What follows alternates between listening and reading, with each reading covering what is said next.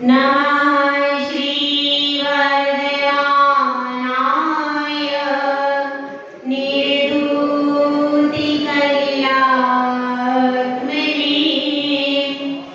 सारगानां त्रिलोकानां यद्विद्यां दर्पणायते यद्विद्यां दर्पणायते। पंच परमेश्वरी भगवान की परम पूज्य श्री आदि सागर जी महाराज की परम पूज्य श्री मावी कीर्ति महाराज की परम पूज्य श्री विमल सागर महाराज की परम पूज्य श्री तपस्वी सम्राट सन्मति सागर महाराज की परम पूज्य श्री सुंदर सागर महाराज की अहिंसामयी देश धर्म की जिनवाणी माता की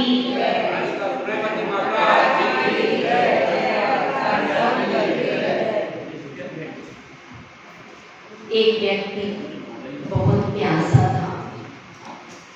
वह चाहता था कि उसकी प्यास मिट जाए, लेकिन गर्मी के दिन थे, जून का महीना था और उसके कंठ में इतनी प्यास थी कि पूरा कंठ सूख गया था। आंखें भी झपक नहीं रही थी, आंखों में भी जो नमी होती है वह नमी भी उसकी बहुत कम हो गई थी। फिर भी उसकी एक ही इच्छा थी, एक ही भावना थी, एक ही अभिलाषा थी कि मुझे पानी मिल जाए, बस थोड़ा सा एक अंजलि पानी मुझे मिल जाए। सोच रहा था क्या करूं, कैसे करूं। गरीब था, वाहन नहीं था उसके पास और गहन रेगिस्तान में रहता था। मीलों दूर जाना पड़ता था पानी के लिए, आसान नहीं था पानी की बूंदों का मिलना। तो वह दौड़ता जाता है, देखता है अरे वहां क्षितिज पर पानी है, दूर दिख रहा है पानी है, वहां पर कुछ चमक रहा है, पानी है। और वह अपनी गति को फिर से आगे बढ़ाता है, दौड़ता जाता है और वहां पहुंचता है।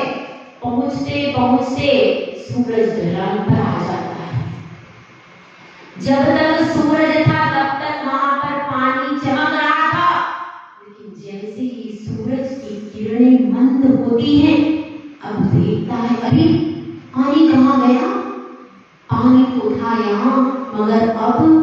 लेकिन जब वह आगे बढ़ता है सूरज अस्त होता है, इधर उसे पता चलता है कि पानी था ही नहीं, यह तो मृग तृष्णा थी। मृग तृष्णा इसी को कहते हैं, मृग तृष्णा। यह मृगों को हो जाया करती है, जबकि हिरन रेगिस्तान में दौड़ते जाते हैं, उनको लगता है कि ऊपर कुछ चमक रहा है, वह पानी है। और मृग उस पानी की तलाश में, उसकी तृष्णा में भागता जाता है, भागते पस्त हो जाता है। और इधर वह पस्त होता है, इधर सूरज अस्त हो जाता है और इतना थक जाता है वह मृग कि उसके प्राण पखेरु उड़ जाते हैं। ऐसी ही तृष्णा है। किसकी है भाई ये सब तृष्णा? किसकी कहानी भाई है? किसकी है? हमारी, आपकी, सबकी यही कहानी थी। कब तक? अनादिकाल से। और यह तृष्णा किसकी है? यह तृष्णा है विषय भोगों की। थोड़ा सा पानी, गर्मी में रहते विषय भोगों की तृष्णा इतनी है, जा करके तुरंत पानी मुंह में डाल लेते। एक कषाय है और एक विषय है।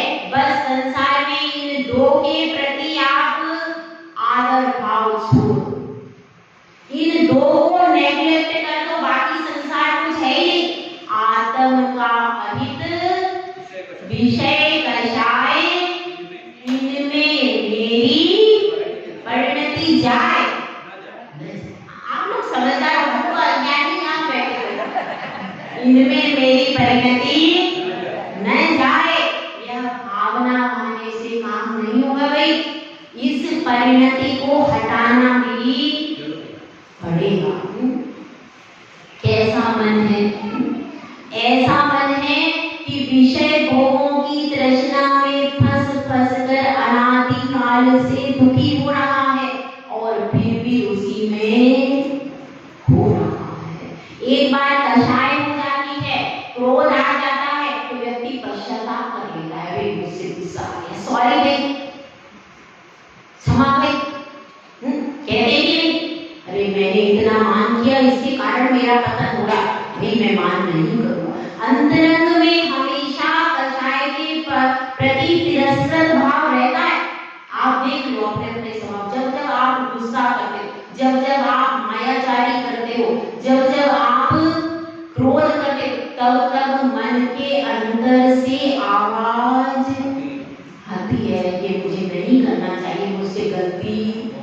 और आपने जो महसूस किया होगा, अनुभव किया होगा, जब भी आप क्या करते हो, जब भी आप कषाय करते हो, झूठ बोलते हो, कुछ परिणति गलत करते हो, आपका पूरा शरीर, आपका धड़कन बढ़ जाती है, धड़कन बढ़ जाती है, सांसें तेज हो जाती है और पूरा शरीर में हल्का सा कंपन जरूर होता है। आईज भी, आंखें भी कैसे झपक रही है, इसके द्वारा लोग झूठ की मशीन तुरंत बता देती। कैसे बताती है कि जब आप झूठ बोलते हैं तो आपके हृदय की धड़कनें तेज हो जाती है। आपके चेहरे के एक्सप्रेशन से आदमी पहचान सकता है कि आप झूठ बोल रहे हैं। आंखों के झपकने से समझ में आ जाता है कि आप झूठ बोल रहे हैं कि सच बोल रहे हैं।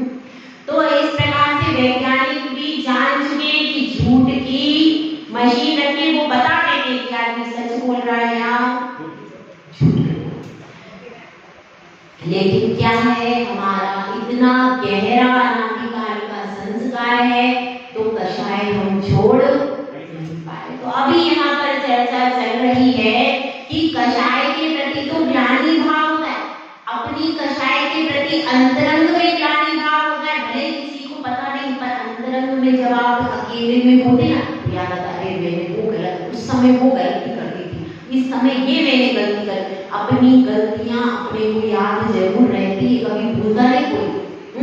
और जो दूसरों के सामने प्रकट हो जाती है कषाय, तो वह भी आपकी निंदा ही करता नहीं, ये कषाय जी इसके पास नहीं जाता, उसके भाव ये बने। कषाय ज्यादा क्रोध करने वाला, ज्यादा मान करने वाला, इनके पास में कोई बैठना। और एक बार मायाचारी जब तक पता नहीं है तब तक चलती है, जिस दिन वो पता चल गई, पोल खुल गई, उसके बाद तो व्यक्ति ऐसे दूर भागता है कि भैया कब मुझे ठग लेगा ये सामने वाला पता ही नहीं, इसलिए इससे दूर। तो कषाय के प्रति तो ग्लानि का भाव होता है, लेकिन विषयों के प्रति ग्लानि का भाव नहीं होता। भैया हमें खाना ही पड़ेगा, मजबूरी है, कैसे जिएंगे हम, पानी तो पीना ही पड़ेगा, खाना ही पड़ेगा, तो फिर अच्छे से खा लो, जब खाना ही है तो फिर मन मार के क्यों खाना। उसी के पीछे देखिए अपना शील भी नष्ट हो जाता है, इसके पीछे होटल में जाते हैं, क्या खाते हैं, बताओ क्या खाते हैं, कैसे बनता है, सब पता है कि फिर भी वो रसना इंद्रिय के स्वाद के लिए हमको सिर्फ स्वाद चाहिए, बस क्या है, कैसा है, कहाँ बना, इससे कोई मतलब। अब चाहे वो उसमें कुछ भी डाल दे, मगर बस स्वाद होना चाहिए, बस ओनली स्वाद। तो यह पंचेंद्रिय के विषय भोगों की तृष्णा में अनादिकाल से फंसे। कौन कौन फंसा भैया? मैं तो फंसी, मुझे मेरा, आप सब लोग निकले हुए पंचेंद्रिय के विषय भोगों में फंसे और फंस फंस करके दुख अनादिकाल से मृत्यु को प्राप्त होते हैं, मगर ये खाई भरी यह तृष्णा का गड्ढा नहीं भरा। तो इसको भरने का प्रयास भी करना व्यर्थ इसके प्रति आसक्ति हटाना है विषयों से, कि जिस तरह से कषाय हमारे लिए छोड़ने योग्य है, उसी तरह से विषयों की तृष्णा भी छोड़ने के योग्य है। इसीलिए गुरुदेव यहाँ पर, कौन गुरुदेव? आचार्य समर्थ भद्र स्वामी गुरुदेव, वे बता रहे हैं यहाँ पर कि भाई विषयों की तृष्णा को छोड़ो। विषयों की तृष्णा को यदि नहीं छोड़ पाओगे तो आप आगे नहीं बढ़ोगे, पीछे ही रह जाओगे। तो इसको छोड़ने के लिए क्या रास्ता बताया कि आचार्य श्री बहुत समझदार है। जैसे आप रास्ते पर जाते हो तो पूछ लेते हो सामने वाले से, भैया रास्ते में ऐसा तो नहीं कहीं बीच में गड्ढा खुदा हुआ मेरे, रास्ते में पत्थर वगैरह कैसे हैं, ऐसा रास्ता है, जा रहे हैं यहाँ से 1-2 किलोमीटर रास्ता कैसा है, पूछते हो कि नहीं? पूछते, ऐसा नहीं हो कि बाद में हम 2 किलोमीटर गए तो रास्ते में ब्लॉक हो गया तो हमको वापस लौटना पड़े, ऐसी स्थिति तो नहीं है। तो रास्ते की पूरी जानकारी कर लेते हो और फिर अपनी क्षमता भी देखते हो, भैया मैं इतनी स्पीड से गाड़ी चला पाऊंगा कि कहीं ऐसा तो नहीं कि मेरे को ठोकर लग जाएगी रास्ते में, पैदल चल रहा हूँ तो मेरे पैरों में कांटा तो नहीं चुभ जाएगा, सारा पता करते थे। तो इसी प्रकार से आचार्य श्री बहुत करुणावंत है समंद्र भद्र स्वामी, तो उन्होंने कह दिया कि नहीं भैया, मैंने भूख अभूख का नियम बता दिया, सब कुछ बता दिया, पर चलने वाला अज्ञानी जीव है, उसको ज्ञान नहीं है कि कब भूल हो जाए, कब चूक हो जाए, तो उसको पहले से बता दो कि ये सारी भूलें तुमसे हो सकती हैं। इस तरह से जब कोई कन्या का विवाह पहले करते तो क्या कहते थे? 7 फेरों के 7 वचन देते थे। क्यों देते थे? ताकि भविष्य में वह कन्या जा करके अपने ससुराल में सुरक्षित रहे, खुश रहे, सबका ध्यान रखे। जैसे कि पहले प्रिकॉशन बता देते, जब आप डॉक्टर के पास में जाते हो तो डॉक्टर बता देता है, भैया देखो मौसम खराब चल रहा है और कौन सा बुखार चल रहा है, अभी आई फ्लू चला था, क्या करना चाहिए? कोई कहता है कि चूना लगा लो तो इन्फेक्शन नहीं फैलेगा, कोई क्या बताता है, कोई कहता है ये ड्रॉप आप पहले से डाल लो तो इन्फेक्शन नहीं फैलेगा। तो पहले ही उपाय बता दिए जाते हैं जिसको करने से रोग फैले नहीं। कोरोना के लिए क्या क्या बताते थे? कोरोना के लिए हाँ सब याद है, सब नीम का काढ़ा पी लो तो इससे बीमारी आपको नहीं होगी, करेले का जूस पी लो, चिरायता का काढ़ा पी लो, और एक पैकेट में पे काढ़ा था वो पी लो, 2 बादाम यदि आप शुरू में खा लो तो कोरोना नहीं होगा। अपनी जो इम्यूनिटी पावर है उसको बढ़ाओ, हमको भी सब याद है। तो इस तरह से कोरोना को क्या बता, पहले ही आपको बता देते कि भैया सामने गड्ढा आ रहा है, तो क्या करोगे? आप सावधान, आप तैयार हो जाओगे। और आप जब आपको पता ही नहीं है, अब गड्ढे में गिर गए, फिर बाद में क्या है? इसलिए यहाँ पर आपको बता रहे हैं कि कौन कौन से अतिचार आपको लग सकते हैं, तो आप उन अतिचारों के प्रति पहले ही सावधान हो जाओ, जिससे आपको कम से कम अतिचार लगे। ठीक है, तो अब यहाँ पर बता रहे, इसको बहुत ध्यान से सुनिए। गाथा नंबर कौन सी है? 90 नंबर। ठीक है, विषय विषय विषय तो नुप्रेक्षा, नुस्मृति रति लोल्य मति कृशानुभवो, भोगोपभोग परिमा व्यतिक्रमा पच्च कथ्यन्ते, विषय विषय तो नुप्रेक्षा, नुस्मृति रति लोल्य मति कृशानुभवो, भोगोपभोग परिमा व्यतिक्रमा पंच कथ्यन्ते। अब इसमें क्या क्या बता रहे हैं? पहला क्या बताया है, विषय विषय टू अनुप्रेक्षा, मतलब विषय रूपी विष से आदर रखना, अनुप्रेक्षा उसका बार बार चिंतन करना, विषयों की बार बार चिंतन करना, वो क्या हो गया, अनुप्रेक्षा। अनुप्रेक्षा क्या होती है, बार बार चिंतन करना। तो अनुप्रेक्षा कौन सी, वो बार बार अनुप्रेक्षा तो चिंतन करने योग्य, वो तो सब चिंतन करने योग्य है, लेकिन ये अनुप्रेक्षा कैसी होती है, चिंतन करने योग्य नहीं। अपन वो समझेंगे इसको कैसे करते हैं। सबसे पहले हाँ भाई, जब आपस में बैठते हैं, क्या बना रही हो आज, आज तो गुलाब जामुन बन रही, अच्छा अच्छा, हम वो पार्टी में गए थे ना 2 साल पहले, वो खाया था, इतना अच्छा गुलाब जामुन था वो, अब तो वैसा बनाए बनता ही नहीं है।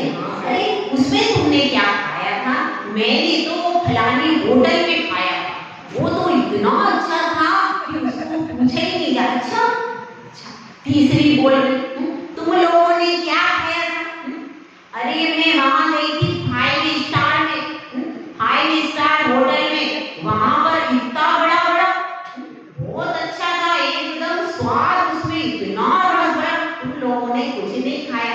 और अब ज्योति क्यों चुप रहे, वो भी बोले, उसने कहा अरे तुम लोगों ने तो कुछ देखा नहीं, इस भारत में कुछ है क्या, मैं तो गई थी जापान, वहां पे एक देसी रेस्टोरेंट था भाई, जापान में, वहां पर प्रवासी भारतीयों का एक देसी रेस्टोरेंट था, वहां पर इतना बड़ा बना था इतना बड़ा बना था, इतना अच्छा था, कुछ भी नहीं तुम्हारा उसके आगे। क्या हो, ये क्या है, ये है विषय अनुप्रेक्षा, विषय की अनुप्रेक्षा, बार बार चिंतन करते हैं। अब साड़ी पहननी किसी ने, हाँ अब साड़ी जो पहन रही तो कह रहे हाँ ये साड़ी बहुत अच्छी, ये साड़ी मेरी बहुत अच्छी है, इसमें क्या है, कब खरीदी थी, हाँ मैंने 4 साल पहले खरीदी थी, उस शादी में पहनी, फिर मैंने इस शादी में पहनी, फिर मैंने वहां गई थी वहां पहनी, सारा उसका चिंतन कर रहे हैं। म्यूजिक का कैसा चलता है, कोई लेटेस्ट संगीत आ जाएगी तो क्या करते हैं उसको, अब एक बार सुनते, अच्छा बार बार उसको सुनते कि नहीं, क्यों मोदी जी, मोदी जी सुन रहे तो और किसी को क्या पूछे। तो एक गीत, फिल्मी गीत अगर अच्छा लगा, क्या करते हैं, उसको बार बार सुनते रहते, तो उससे क्या होता है, उससे मन फिर उसी में रम जाता है, ऐसा होता है कि नहीं होता है। तो वो बार बार सुनना, वो क्या है, विषय की अत्यधिक अपने को चाह से सुनते जाना। तो भले हमने त्याग कर दिया, लेकिन त्याग करने के बाद, अब जैसे अपन ने सुबह क्या त्याग कर दिया, भोजन का त्याग कर दिया, अब बार बार वो चिंतन कर रहे, वो नूडल्स कैसे बनेगी, वो कॉफी कैसे बनेगी, वो ये कैसे बनेगा, वो सब चिंतन चल रहा है अपना, नहीं तो ये क्या है, ये इसमें व्यतिक्रम हो गया, आपका मन में चिंतन तो वही चल रहा है, सब्जी बनाएंगे, सब्जी कैसी बनेगी, वो भरवा बनी थी वो उसमें आया है, इसमें पेपर में, अब उसको लेकर के बनाएंगे। मोबाइल में देखो भाई पार्टी है, तो पार्टी है तो 2 दिन पहले से यही चिंतन चल रहा है, क्या बनाना है, अब 10 सहेलियों से पूछे वो बना लूं क्या, मैं समोसा बना, अरे वो क्या बनाना, तुम तो वो बनाओ नूडल्स बनाओ, दूसरी अरे नूडल्स नहीं बनाना, तुम तो रसगुल्ला बनाओ, तीसरी बोली अरे रसगुल्ला क्या बनाना, तुम तो वो दूसरी बनाओ, क्या बनाओ, बर्गर बनाओ। अब क्या होगा, अब वो बेचारी कंफ्यूज है, कुछ भी नहीं बना उसका, क्या करें ऐसा। तो बार बार हम लोग महिलाएं क्या चिंतन करती रहती, रसोई में, और हम बैठे तो दुकान में क्या करते रहते, बार बार घर के बारे में, बार बार जो सामान है उसी के बारे में चिंतन करते रहते, विषय के लिए, विषय भोगों का ही पूरा चिंतन हर समय चालू है, पंचेंद्रिय के विषय भोगों का, तो जो हर समय कंटिन्यू चालू है और मन उसी में लगा, तो आपका व्यतिक्रम हो गया। और फिर क्या है, दूसरा देखो, नु स्मृति, ये दिया है ना स्मृति। स्मृति मतलब अनुप्रेक्षा तो बार बार आप केवल उसका चिंतन कर रहे हैं, लेकिन स्मृति में क्या आ जाएगा, ये दोनों एक साथ भी होती है। स्मृति और अनुप्रेक्षा एक साथ भी होती है और अकेले अकेले भी हो जाती है। तो स्मृति में क्या है, अब आप आराम से बैठे थे, अब आपको याद आया कि 4 साल पहले मैंने ऐसे केले की टिक्की बहुत अच्छी खाई थी। कभी किसी के घर में गए थे शादी ब्याह में, वहां पर मैंने केले की टिक्की, केले की थी क्या की थी वो तो आप जानते हैं, तो वो मैंने खाई थी। तो अब आपको एकदम से दिमाग में आ गया, तो आप उसका स्मृति इतनी अच्छी थी उस समय, कितना अच्छा उसका स्वाद, ऐसा तो स्वाद आज तक खाए नहीं, वो स्वाद ही नहीं आया। कितनी बार मैंने भी बनाई तो पता नहीं क्या है। अब उसको फोन करके पूछो उसने कैसे बनाई, क्या है अपन स्मरण, अभी अपना त्याग हो गया, शाम तक का त्याग कर दिया, लेकिन अब चिंतन चल रहा है और स्मरण कर रहे। मैंने पहले जो भोजन का स्वाद आता था, भोजन में स्वाद ही नहीं, भूसे जैसा आता है। अरे तुम लोग क्या करते हो, अपनी बूढ़ी अम्मा को पूछ लो, सही है कि नहीं? पहले जो दाल आती थी 3 इक्का की दाल, वो तो अब आती नहीं। पहले जो सरबती गेहूं आता था वो तो अब आता ही नहीं। पहले तुम लोग तो भूसा खाए, अरे अब सब्जी कोई मतलब ही नहीं है। पहले की सब्जी इतनी अच्छी होती थी, उसमें नमक भी नहीं डालो तो भी स्वाद। तो पहले का स्मरण कर करके और क्या करना, उसका बार बार चिंतन करते रहना। तो स्मृति भी होती है, स्मृति के साथ में वर्तमान में भी चिंतन हो जाता है। तो ये दोनों चीजें चलेंगी। उसके बाद क्या है, और दीपावली आ गई, तो दीपावली आदि में जो व्यंजन बनते हैं, तो पिछली दीपावली का स्मरण हो गया, पिछली होली का आ गया। पिछले पर्यूषण में मैंने लड्डू बनाए थे, बहुत अच्छे बने थे। पर्यूषण में बन गए, गणेश चतुर्थी के सबके लड्डू बनेंगे अभी जाके। तो पिछले बार जो लड्डू बनाए थे बहुत अच्छे थे वो। तो ये क्या है, तो ये सब पहले का स्मरण चलता ही रहता है। आप लोगों का कुछ होता नहीं है इसका, लेकिन इसको रोकना है, इसको कंटिन्यू चिंतन नहीं करना है। इसको रोक करके अपने को अपना विषय, अपना मन कहाँ लगाना है, धर्म में। क्योंकि बिना कारण के खाना नहीं, सुबह त्याग कर दिया है, लेकिन चिंतन चालू है। उसके बाद क्या है, वर्तमान में पहला हो गया विषय विषयतुनुप्रेक्षा, दूसरा हो गया अनुस्मृति, मतलब बार बार स्मरण करना। उसके बाद क्या है, रतिलोल, रतिलोल मतलब अति लोलुपता, उसके प्रति अति लोलुपता का भाव। भले खा नहीं रहे लेकिन लोलुपता का भाव है, कब मिल जाए। वो इडली खाई थी बचपन में छोटे थे, जाते थे वहां ऊपर पेड़ पे चढ़ के वो इमली तोड़ करके खाते थे। वो इमली का था, वो तो आज तक नहीं आया। अब क्या करें, तो अति लोलुपता, उसके प्रति अति ज्यादा, बहुत ज्यादा लालच करना। भले ही खाना भी नहीं है, त्याग भी है, लेकिन अंदर लालच के परिणाम हो रहे, तो अंदर से परिणाम भी बनाना नहीं है, अति लोलुपता। और फिर क्या है, कितने हो गए वे, 3 हो गए। और फिर क्या है, अतितृषा, अतितृषा, बहुत ज्यादा उसके प्रति तृष्णा का भाव हो जाएगा, अति। और वर्तमान में विषय भोगों में अति लालसा करना, ये वर्तमान की अपेक्षा से जो है ना, अति लोल्य जो है वो वर्तमान की अपेक्षा से है। वर्तमान में विषय भोगों में अति आदर करना। कोई चीज अगर आज कोई अच्छी चीज बन गई, खीर बन गई या कोई अच्छी चीज बन गई, तो उसको बहुत स्वाद से खाना और बहुत ज्यादा आदर रखना। ये बहुत अच्छा किया तुमने, आज खीर बना दी, बहुत अच्छा खीर बन गई, आज गुलाब जामुन बन गई। कोई भी चीज अगर अच्छी बन जाए तो बहुत ज्यादा उसके लिए भगवान रखना कि बहुत अच्छा हो गया है, और फिर उसी को अपने को बहुत ज्यादा भगवान नहीं रखना। अगर वर्तमान में कोई अच्छी वस्तु अपने को मिल गई खाने को या अपने हाथ से बन गई तो उसके प्रति अति आदर का भाव, क्योंकि वो नश्वर है, हमारे लिए हमारा स्वभाव नहीं है, इसलिए उसके प्रति अति आदर का भाव नहीं रखना। और भविष्य में विषय भोगों की प्राप्ति के लिए अति तृष्णा रखना। अब ऐसा होता ना, थोड़ा सा पुरुषों के प्रति आ जाए कि भविष्य में हम चाहते हमारा मकान बन जाए, हमारे पास फ्रिज आ जाए, हमारे पास टीवी आ जाए, हमारे पास क्या क्या आ जाए, तो उसके लिए अति तृष्णा रखना कि भविष्य में हमको भोगों की प्राप्ति हो जाए।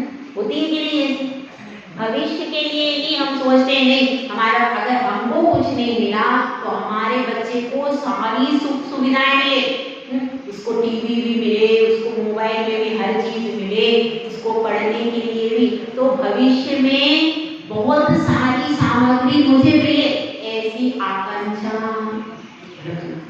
और भविष्य के लिए फिर क्या करते हैं, फिर जितना कमा रहे उससे दुगना कमाने के लिए रात में भी काम कर रहे, दिन में भी जितने घंटे फिक्स थे तो मंदिर सब कम कर दिया और कुछ ने तो बंदी कर दिया, और जा करके दुकान पे सुबह 7 बजे भी दुकानें खुल जाती है। पता आपको पता है कि नहीं, मुझे तो पता है।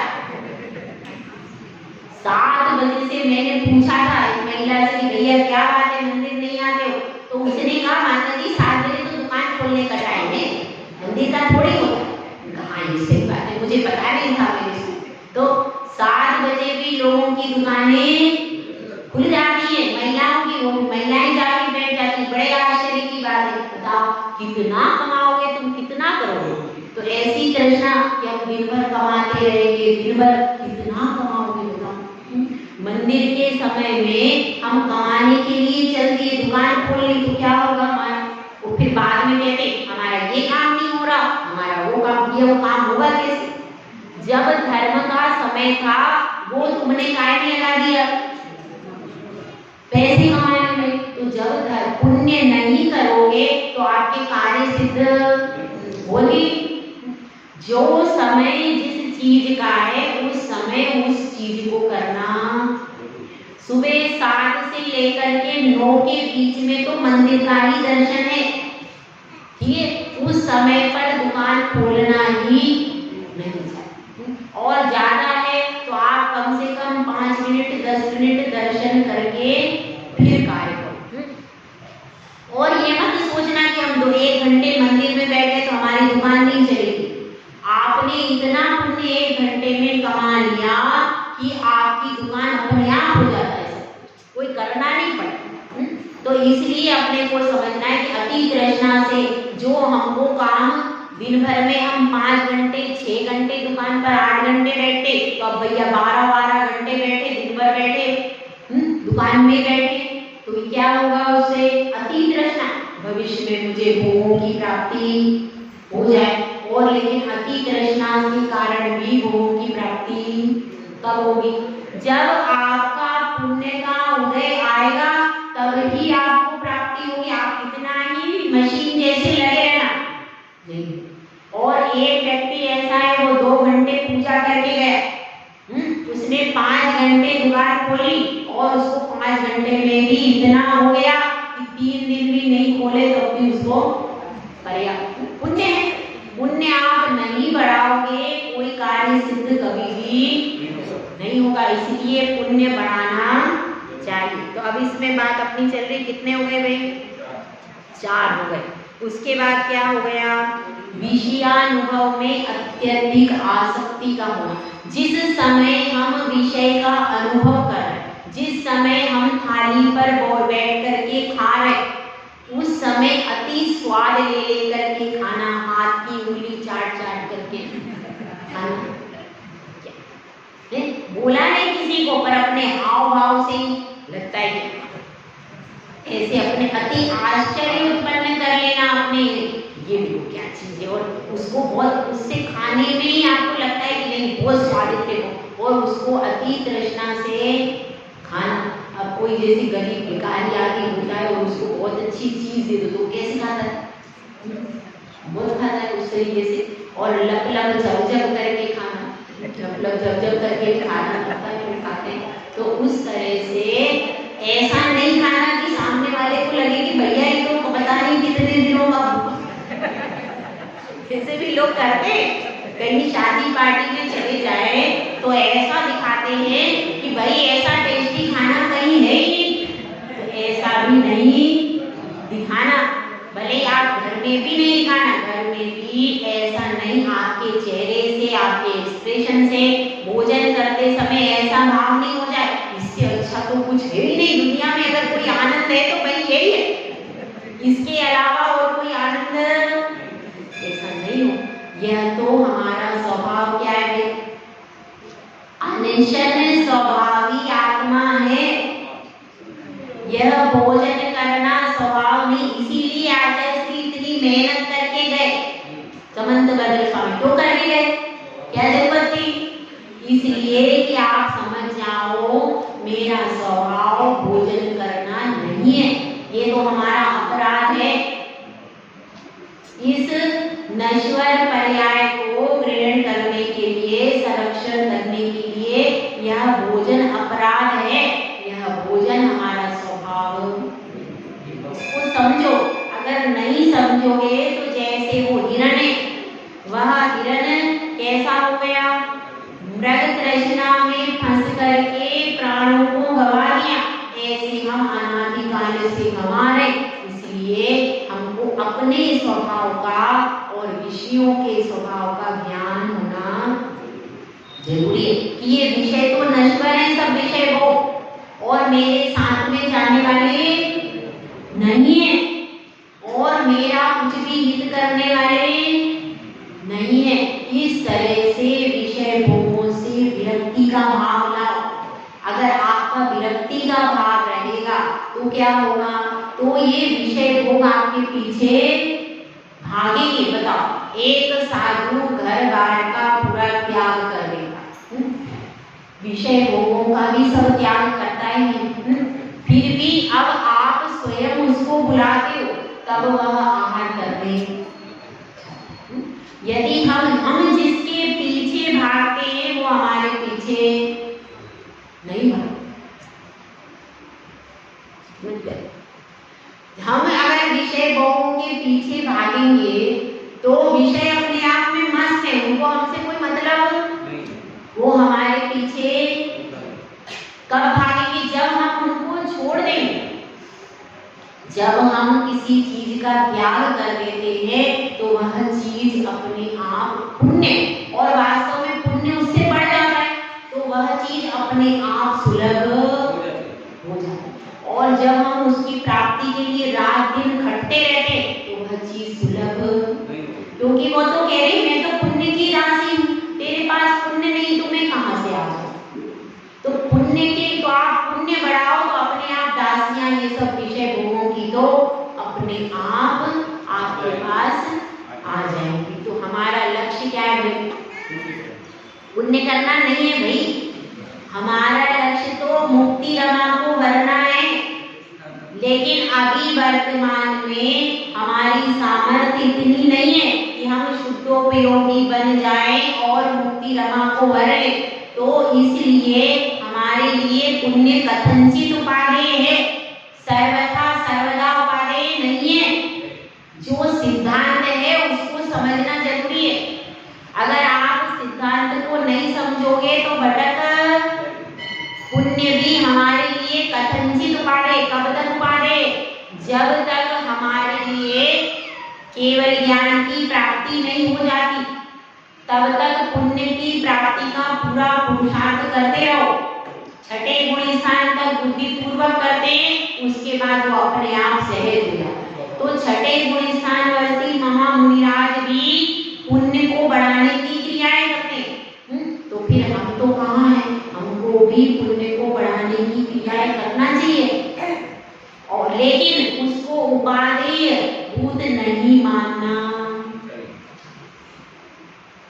वह है तो ठीक है और कम है तो भी उसके लिए कोई परेशानी नहीं। एक गरीब भी मरता है, अमीर भी मरता है, अर्थी दोनों की एक सी देती है, इसको समझ लेना। इसलिए विषय भोग की तृष्णा में मन को नहीं लगाना। ठीक है, अब इसको थोड़ा सा समझ लें। कल से शुरू करेंगे देश अवकाशित पर। ये बहुत अच्छा है, और ये बहुत अच्छा है। कौन सा? गुणव्रत। और